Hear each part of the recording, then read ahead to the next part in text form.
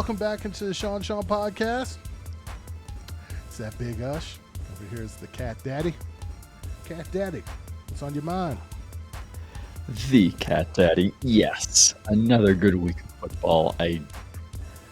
Scoring went down, right? I didn't see as much scoring as week one. Injuries went through the roof, but there's still a lot of good action.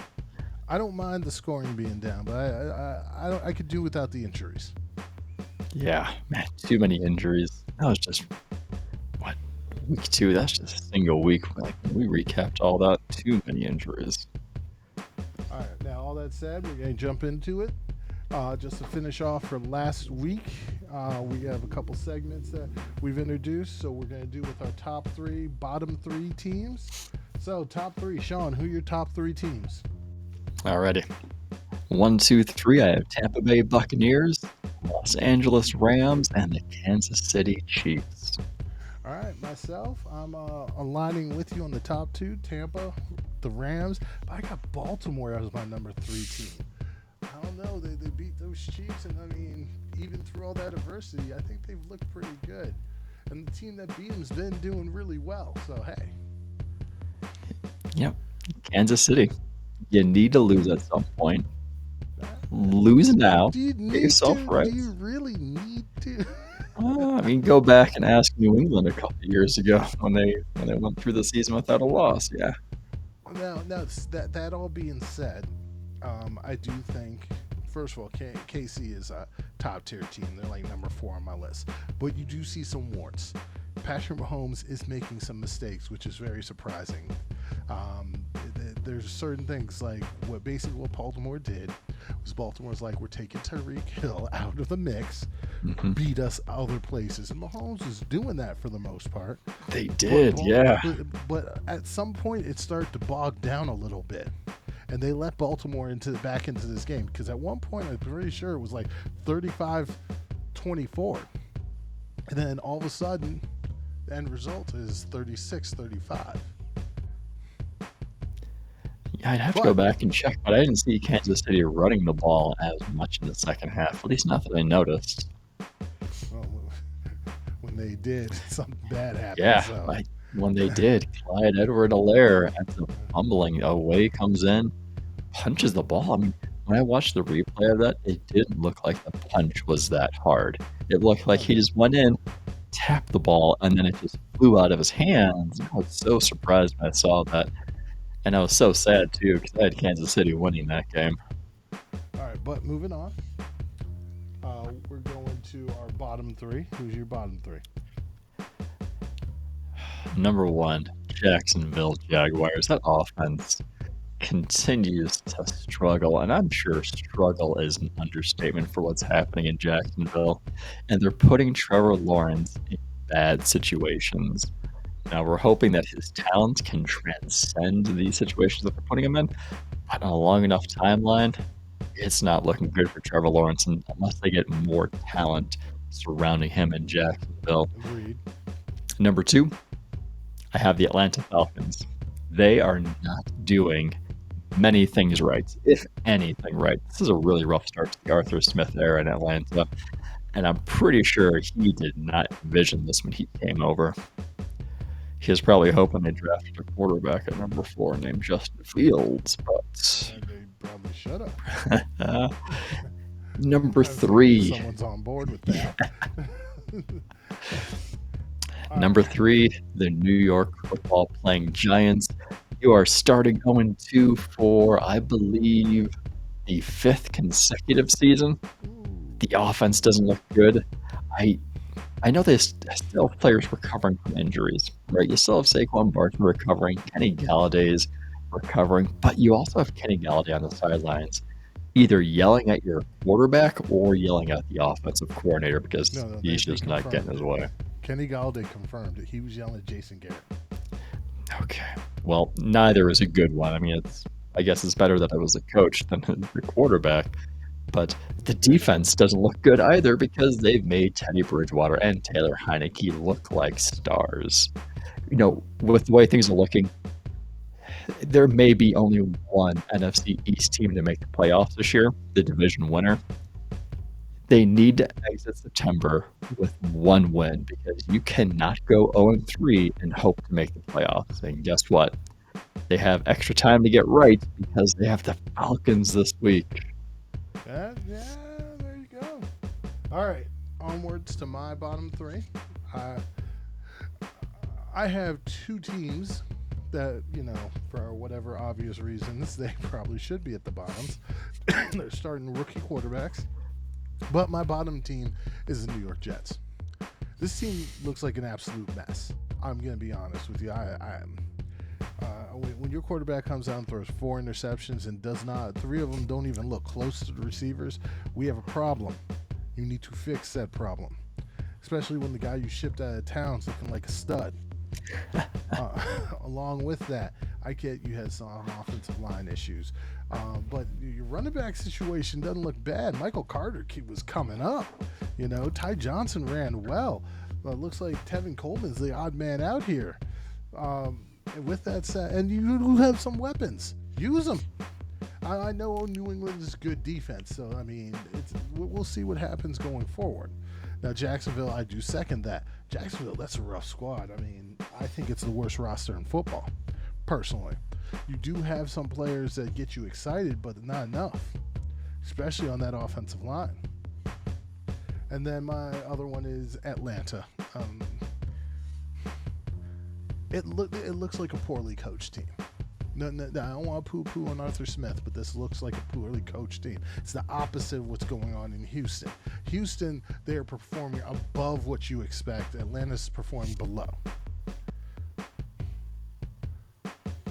All right, moving on to our next segment. We're going with our updates on our yearly awards as we go on week to week. We basically say who we believe are front runners, top 3 front runners for our yearly awards.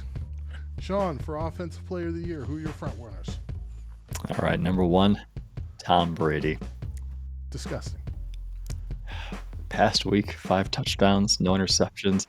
He was making, as always, really good decisions, protecting the football, putting Tampa Bay in the best spot possible to succeed. He continues to defy age and logic. He continues to do it. Kyler Murray, who continues to defy what I say. 400 yards, my friend. Man, yeah. 400 yards through the air, 3 touchdowns. He did have 2 interceptions in there. He had a drop in there too. So not looking good. But you're thinking statistically, he's getting the yards in the air and he's getting the yards on the ground too. He's getting those extra yards. All right.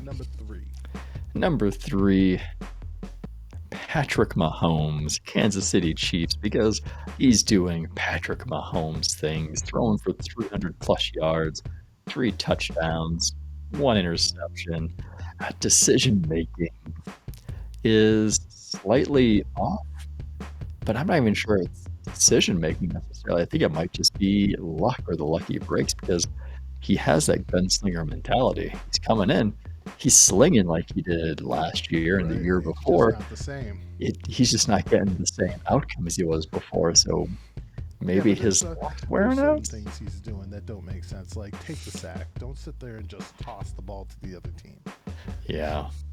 Yep. But when you got that gunslinger mentality, you're thinking, I can make that throw. I can make it happen. And maybe it's that time where all of that's starting to catch up on him or catch up with him. But he's still looking pretty impressive out there. He's still got Tyreek Hill. He's still got Travis Kelce. So he's number 3 on my list. Well, my list, I got Tom Brady, obvious, absolute stud. This what has he got? 9 touchdowns already. Gross. 9. Next is Derek Carr, though, leading the league in passing, and he's got his team 2-0. Look at that, as above the Chiefs as one of the leaders in that division, along with the Broncos. That's just odd to say. And then Kyler Murray. Kyler Murray has. I know he had the 2 picks, but he's kept his team in the mix to win both these 2 weeks, so he deserves to be on this list. All right, so for defensive player, I'm gonna start. So my top one is Jonathan Allen of the Washington football team. Without this guy, the Washington football team would look like hot garbage. I'm sorry, their defense has not looked as good as it should, but this guy has been consistent. This guy's a wrecking, just nonsense what he can do on the football field. Then I've got Roquan Smith of the Chicago Bears. I mean, this guy's, he's making the play for best linebacker in football. It took him a couple years to develop, but now he's there, and just the pure athletic ability and what he can do to a quarterback is just disgusting. Not to mention being a sure tackler. That interception for a touchdown is one of the differences in that game. And then lastly, I have Nick Bosa. Nick Bosa's, he's picking up where he left off. I mean, the dude has been wrecking offensive linemen. He did in Philly. He did in that first game against Detroit. He's a very good player. We'll see how he does going forward. Now, I'm just going to state this. Nick Bosa's on here because TJ Watt got injured. If TJ Watt didn't get injured, I would guessing he would have had a game that would have put him on here instead of Bosa. I like the Roquan Smith. I like having him in that top three. You're thinking for Roquan, I mean, this is no longer Khalil Mack's defense. That shifted completely. It is now Smith's defense. That's exactly what it is. I didn't have many changes to my top three defense this week. Number one, I still have Chandler Jones. Did he have a great week 2? No, he had a couple of pressures. I mean, anything would be quiet compared to last week's 5-sack performance, right? You're thinking anything would be quiet. Yeah, I mean, he did have a couple of missed tackles in there, but maybe we're thinking the offenses are overreacting to the week 1 success. They put some extra pressure on him.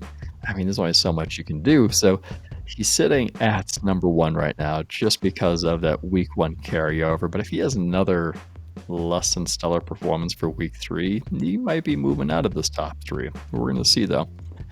Number 2, I have Von Miller. I think I had number 3 last week, so he's moving up 1 spot. Add another 2 tackles for a loss, another sack in there. He's back. And then I have my number 3 guy, Danielle Hunter. Solid performance against Arizona.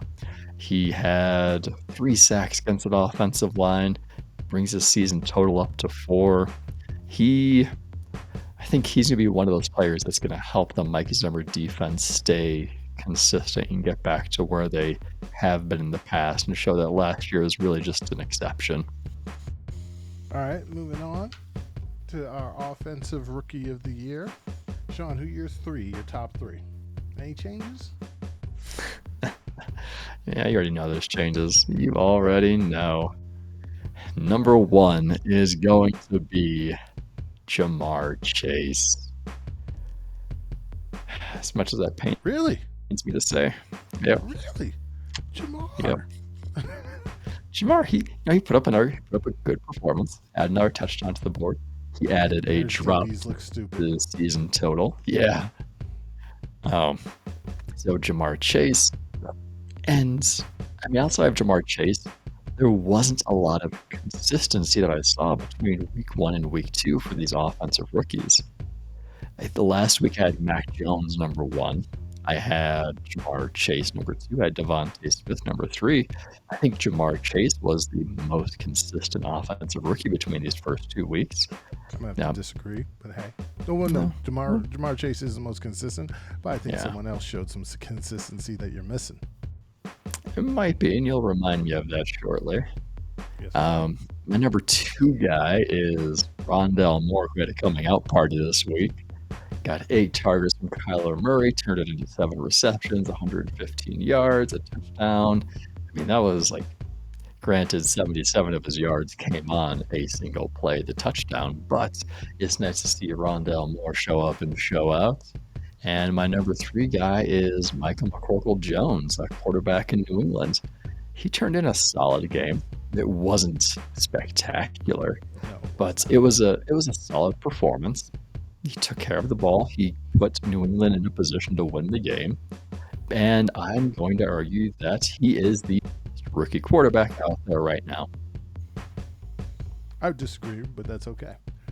Anyways, moving on to my offensive rookies of the year. Now, no, I don't have a quarterback on mine. Number one, Jamar Chase, obviously, because he is showing up and he's showing out. Number two, though, is Najee Harris. Najee Harris has been very consistent week to week, regardless how good his team has played or not. He has showed up, and I know he hasn't had like 100-yard games, but he's doing stuff in the running game and in the passing game. Had a receiving touchdown this past week.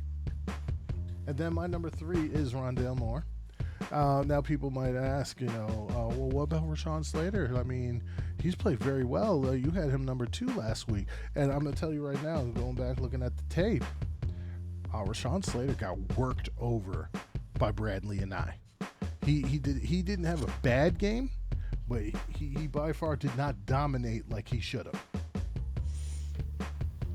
But speaking of defensive players, for defensive rookies, Bradley and I is not a defensive rookie. On the other side of Bradley and I in that game, there's a player that is still my number one defensive rookie of the year right now, and that is Mr. Micah Parsons. Oh yeah, right there, number 11. And this guy was drafted as a linebacker, but got put down because of injuries and sickness as a defensive end, and he wrecked Storm Norm. First of all, that's an interesting name, Storm Norm. Not trying to knock your name, bruh. It's just interesting name. But Storm Norm had a revolving door, and if Justin Fields was any less athletic, Micah Parsons would have had like 12 sacks. It was gross. And then my number two guy, Odafe Owa, again. Consistency here. Both these guys. He had a really solid game. Won the game basically for Baltimore. He caused the interception. He was sacking Patrick Mahomes, which caused Patrick Mahomes to make a bad decision and throw the ball straight to a Baltimore defender. And then he's the one, like you said, he tapped the ball out of Clyde Edwards-Helaire's hands, and he recovered it. And then I've got Patrick Surtain II. Now, no, a lot of these rookie corners, balled out this week. But I put Patrick Surtain II here because he had a very good game overall, and he had one of the most ridiculous interceptions I've ever seen. John, how about yours? Micah Parsons, still number one, switching to defensive end, playing that edge position. Still performs well. Still puts the pressure on, still impacts the game. You're thinking New York traded back with Chicago in the drafts. They traded back so they could draft Kadarius Toney. I mean, it's not that they could, but they ended up drafting Kadarius Toney. And they allowed Chicago to draft Justin Fields, which is all fine and dandy. But you're thinking, New York, how would New York like to have Micah Parsons in that defense? I want to think about that. Exactly. It's you're thinking, could this be the next Lawrence Taylor, that next great linebacker? And you passed on him. So let's see what happens though. It's still early. Who's your number two guy? Number two, I have Gregory Rousseau from Buffalo.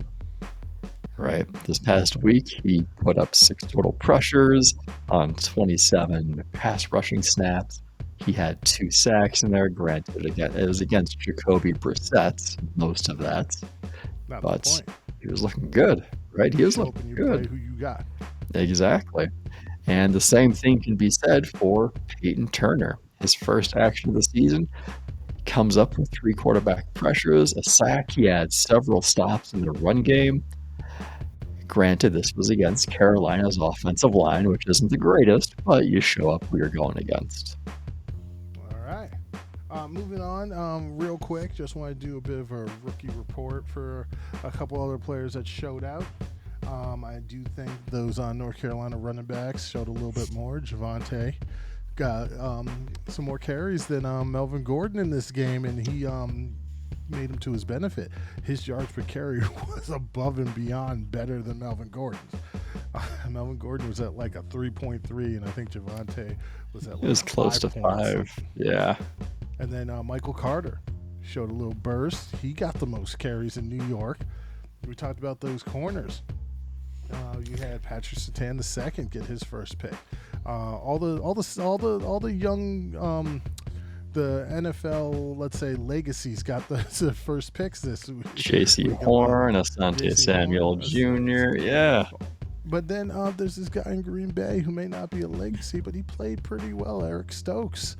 You know, someone in this pod likes to poo-poo him, but, you know, he looked better than that Kevin King guy. You already know how I feel about Kevin King. I don't know why he was on the field so much this week.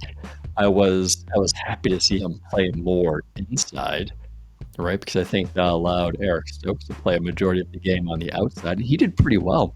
Eric Stokes was targeted 4 times. He allowed 1 catch for 25 yards. I think that was the first target. But after that, he had 2 pass breakups, right? He looked pretty good. And then I'm gonna eat my crow on Kyle Pitts at least for this week.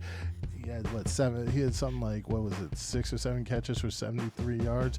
Not the greatest stat line when you think about it, but still, he's involved, which is what matters there. Pittsburgh got Pat Freiermuth involved there too. Rondale Moore we talked about. So I mean, there's a lot of these rookies that are contributing very early. They are, and you're thinking the offensive side of the ball too. You have players like Penei Sewell, you have Samuel Cosme, who are looking pretty impressive out there. Rashawn Slater continues to look pretty good. Yep. You had Creed Humphreys for the Kansas City. You know, there's a lot of guys out there. All right, moving on though. We're gonna speed through our picks a little bit here. So we're gonna start with the Thursday night game, Carolina versus Houston in Houston. Who you got, Sean? I'm going with Carolina.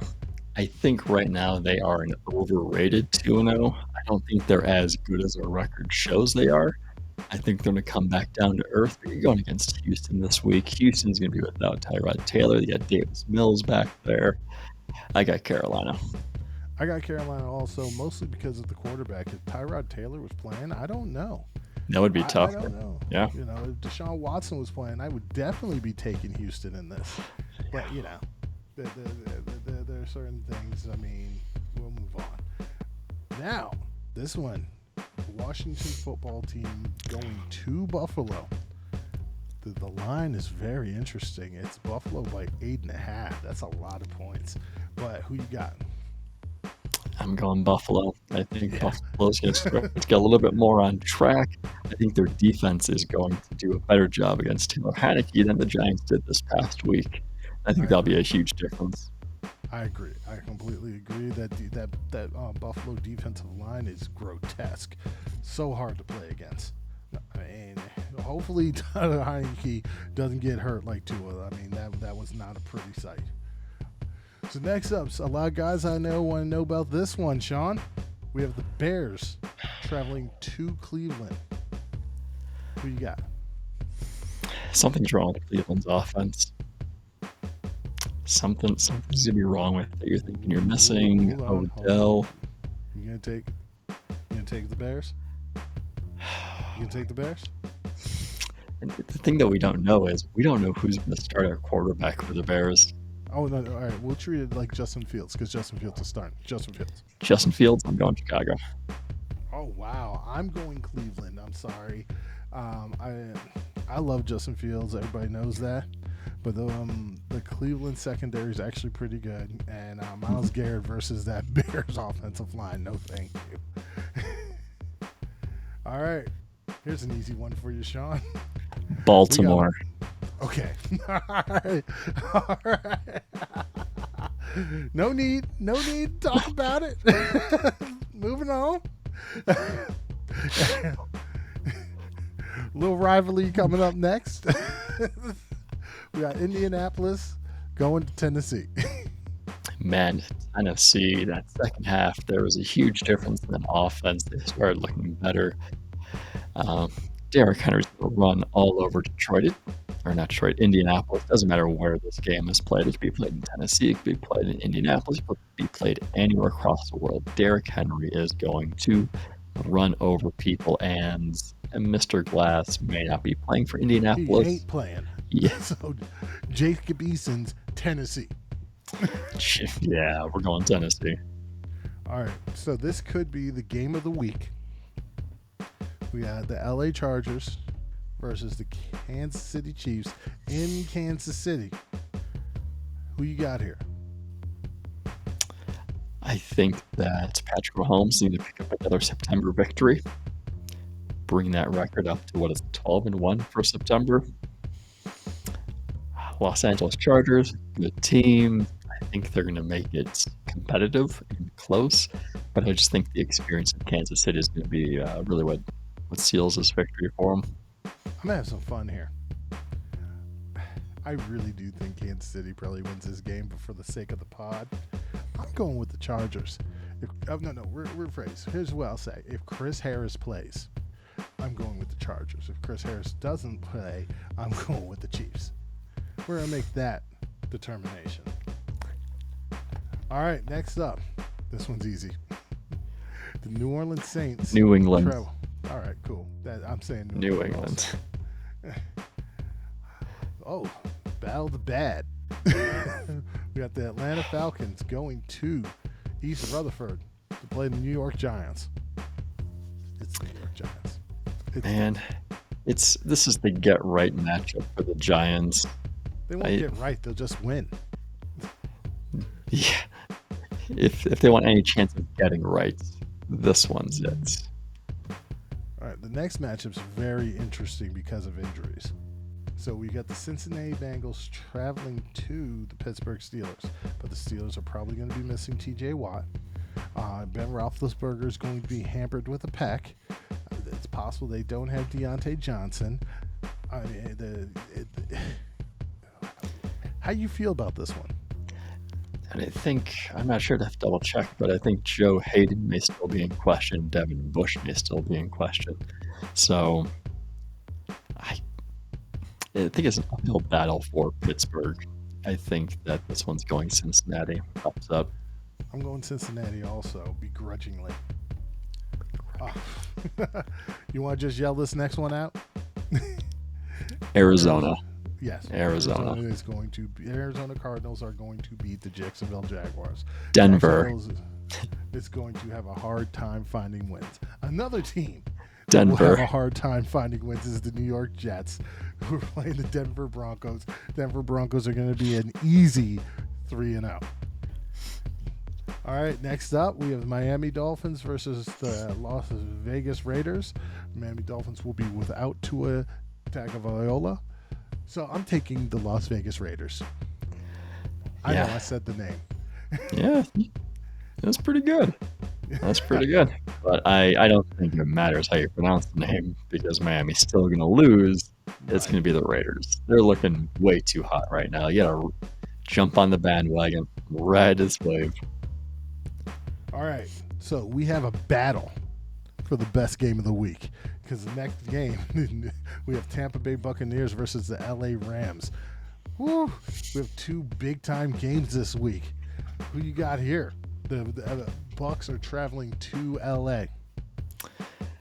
Oh man, this one is going to be really tough, but I'm going the Bucs. Tampa Bay. I'm going the Bucs also because I don't think the Rams are going to be able to run the ball like they like to, which that run game helps set up the pass. Next up, another really good matchup, regardless of what the records say. We have the Seattle Seahawks traveling to Minnesota to face the Minnesota Vikings. Who you got? I'm going to go Seattle. Russ is going to cook. Russ is going to cook in Minneapolis. Tyler Lockett, DK Metcalf has got to get involved because he didn't have a touchdown this past week, I don't think. So you got to get him involved a little bit. I agree with you. Next up, we have the Green Bay Packers going to San Francisco, face the San Francisco 49ers. I'm going to take the lead on this one for you, so you don't have to. The Green Bay Packers are going to win this game. Mostly, I have no clue who's running the ball for the San Francisco 49ers. If the San Francisco 49ers had a NFL running back, which they probably won't be rolling out there, who knows their offense, I'd be scared for Green Bay because this is a bad matchup for them. This is that matchup that you don't like. It's a team that can run the ball no matter what because of their scheme, and then they've got a serious tight end. This is completely the matchup Green Bay doesn't want, but because San Francisco's hampered with these running back issues, I mean, Green Bay may be able to sneak out of this one without having it, knock them down a peg. Yep, going Green Bay. I think it's going to be closer than I want it to be. It's certainly going to be closer than the Lions game this past week. But you're thinking Elijah Mitchell should be the one taking a majority of the carries for San Francisco. Looked really good in week 1 relief. Week 2 didn't look quite as well, but there was an injury mixed in. I think he's going to be back for week 3. He could be dangerous. George Kittle, Green Bay, for whatever reason, just doesn't like guarding the tight end. TJ Hawkinson really took advantage of him last week. And then on Green Bay, the defensive side of the ball, you're without Darius Smith, like your number 1 defensive player. Right. Arguably the number 1 defensive player. He's going to be out for a couple of weeks. So that's a big void that's left of the defense. And if you're having difficulty tackling running backs, guarding the tight ends, missing one of your better players in defense, going to make it a little bit more challenging. I still got Green Bay winning. There was no question about it. It's just going to be a closer game than I want it to be. Then we've got the Monday Night Football game. The Eagles travel to Arlington, Texas to face the Dallas Cowboys. Who you got, Sean? I got the Dallas Cowboys. Come on now. Come on. They're at home. The team's looking good. Offense is looking good. The defense. Jalen Hurts might struggle. I am also picking the Dallas Cowboys. Randy Gregory should be off of the COVID list. I mean, he should be getting his, getting his 2 negative tests. So if Randy Gregory comes back, that means you put Micah Parsons back over at that linebacker spot, having more spy Jalen Hurts. And I'm sorry, Jalen, you're not that fast. Micah is a gross athlete. So you get that going. This young secondary is a lot better than you think it is, even though these receivers are kind of that hard matchup for them. Those smaller, quicker guys, but I think they'll be able to hold up. And also with that on the defensive side of the ball there, I mean, Philly's missing their guard. They're missing Brandon Graham on the other side, where Terrence Steele held up with Joey Bosa, and the rest of the offensive line is healthy. So, I mean, we'll see how this goes. But I'm also taking the Cowboys. I think this may be closer than what you think. It's bell for first, and NFC East matchups are usually a lot closer than what people believe they should be. Oh, I don't think it's going to be that close, though. I don't think that Jalen Hurts is going to perform very well this week. Well, it's missing the offensive lineman, Brandon Brooks. You have Landon Dickerson filling in. But Dickerson didn't do too well this past week, and I just don't think that Jalen Hurts can perform as well when he has more pressure. I'm going to pronounce a name here. This guy is a Dallas rookie playing defensive tackle, and he's played really well throughout the first 2 weeks. Osa Adigizua. See? There you go. You've been practicing that all week. He's played extremely well.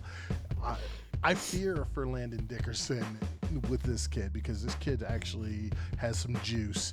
He made Justin Herbert's life hell. And Justin Herbert, I mean, I'm not sure how the right guard is, but I'm pretty sure he's the starter on that team, unlike Landon Dickerson. But I mean, we'll see how this goes. I'm sure Philly will come in with a plan, even though it's a new head coach. But these guys get paid too.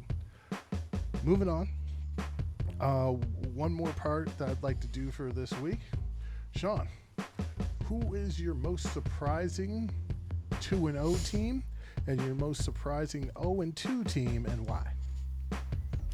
Most surprising 2-0 teams could be Las Vegas Raiders. Ooh.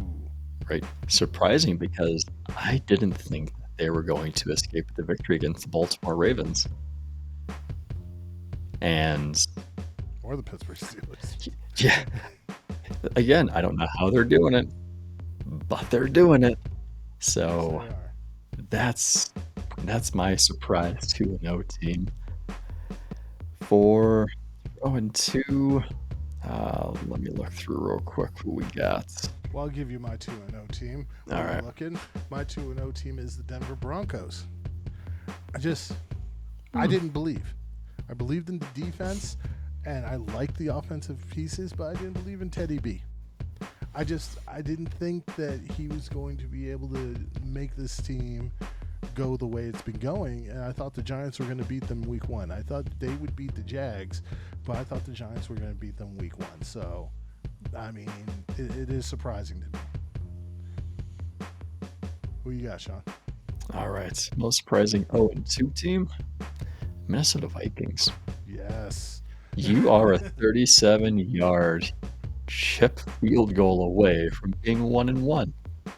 You are multiple they should be 2-0. Like there's plenty of chances in that Cincinnati game that I'm not sure what happened. You know, the Kirk Cousins, but it's the Kirk Cousins curse, I guess. Kirk Cousins, he's not a big game guy. All right. Oh, go ahead, Sean. No, I was just going to say, Kirk Cousins has looked really well this year. You're right. He's not a big game guy. So if you're thinking they're playing in Monday night, he puts up, gets the touchdowns, gets the yardage. But not the wins. No. Which is something that you want with a quarterback. All right. That being said, Sean, words of wisdom for this week. Man, words of wisdom. We've been talking a lot about rookies, and wisdom for myself is I need to get an agent. Because I realize that right now I should be on an NFL roster because you have someone like Kadarius Toney, who's getting paid millions of dollars to sign his rookie contract this season, right? I mean, you're thinking excluding the signing bonus, his base salary is $660,000 this year, which comes out to a little bit under $39,000 per game. Through 2 games this season, I have more receiving yards than Kadarius Toney. So, you want to be my agent? The same. No, I've got 2 more yards than he does. All right, my words of wisdom on Sean's note. Follow dreams. Don't give up, because you never know. You could be in whatever job that you are looking forward to, getting paid to do absolutely nothing.